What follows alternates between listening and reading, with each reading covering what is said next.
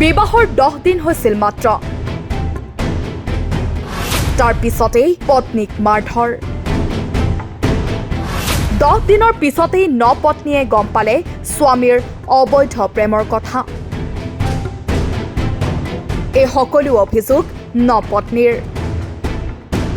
দেশবৰ বালিজনৰ বিপ্লৱ দাস নামৰ যুৱকজনৰ বিৰুদ্ধে এই গুৰুতৰ অভিযোগ নপত্নীৰ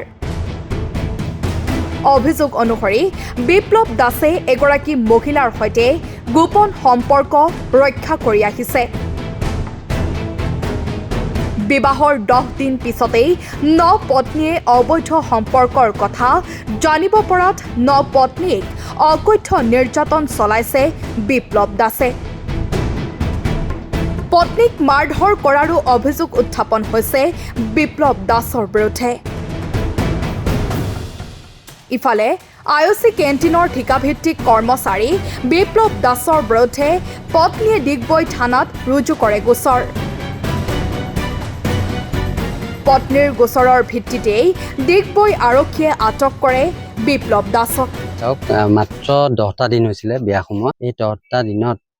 এই যিজন যুৱক তেওঁৰ এগেইনষ্টত এফআইআৰ হৈছে তেওঁ এনেধৰণৰ নিৰ্যাতন কৰিছে গোটেই অকল তাইক বুলিয়ে নহয় মাক দেউতাককো খেদি লৈ ফুৰিছে আৰু তাৰ এতিয়া পাছত বিয়াৰ পাছত গম পাইছে যে এগৰাকী বিবাহিত মহিলাৰ সৈতে অবৈধ সম্পৰ্ক আছিলে আমি সমগ্ৰ ঘটনা বিৱৰি ডিগবৈ আৰক্ষী থানাত এজাহাৰ দাখিল কৰিছো যুৱকজনৰ নামটো কি আছিলে বিপ্লৱ দাস অৱশ্যে ৰহস্যজনকভাৱে ডিগবৈ আৰক্ষীয়ে একেদিনাই অভিযুক্তক মুকলি কৰি দিয়ে পৰস্ত্ৰীৰ সৈতে গোপন সম্পৰ্ক বজাই ৰাখি আন এগৰাকী যুৱতীৰ জীৱন ধ্বংস কৰা বিপ্লৱ দাসৰ বিৰুদ্ধে ডিগবৈ আৰক্ষীৰ কিয় ইমান দৰদ সেই সন্দৰ্ভতো সৃষ্টি হৈছে প্ৰশ্নৰ news desk report nation any বিবাহৰ 10 দিন হৈছিল মাত্ৰ তাৰ পিছতেই পত্নীক মাৰধৰ 10 দিনৰ পিছতেই নপত্নীয়ে গম পালে স্বামীৰ অবৈধ প্ৰেমৰ কথা এই সকলো অভিযোগ নপত্নীৰ দেশবৰ বালিজনৰ বিপ্লৱ দাস নামৰ যুৱকজনৰ বিৰুদ্ধে এই গুৰুতৰ অভিযোগ নপত্নীৰ অভিযোগ অনুসৰি বিপ্লৱ দাসে এগৰাকী মহিলাৰ সৈতে গোপন সম্পৰ্ক ৰক্ষা কৰি আহিছে বিবাহৰ 10 দিন পিছতেই নপত্নীয়ে অবৈধ সম্পৰ্কৰ কথা জানিব পৰাত নপত্নীক অকথ্য নিৰ্যাতন চলাইছে বিপ্লৱ দাসে পত্নীক মাৰধৰ কৰাৰো অভিযোগ উত্থাপন হৈছে বিপ্লৱ দাসৰ বিৰুদ্ধে ইফালে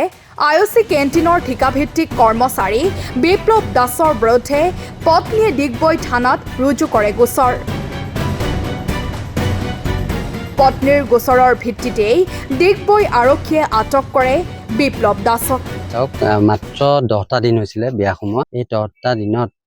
এই যিজন যুৱক তেওঁৰ এগেইনষ্টত এফআইআৰ হৈছে তেওঁ এনেধৰণৰ নিৰ্যাতন কৰিছে গোটেই অকল তাইক বুলিয়ে নহয় মাক দেউতাককো খেদি লৈ ফুৰিছে আৰু তাৰ এতিয়া পাছত বিয়াৰ পাছত গম পাইছে যে এগৰাকী বিবাহিত মহিলাৰ সৈতে অবৈধ সম্পৰ্ক আছিলে আমি সমগ্ৰ ঘটনা বিৱৰি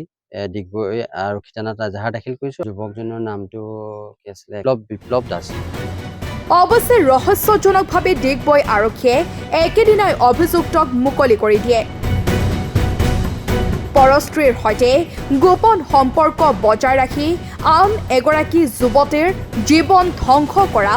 বিপ্লৱ দাসৰ বিৰুদ্ধে ডিগবৈ আৰক্ষীৰ কিয় ইমান দৰদ সেই সন্দৰ্ভতো সৃষ্টি হৈছে প্ৰশ্নৰ news desk report nation any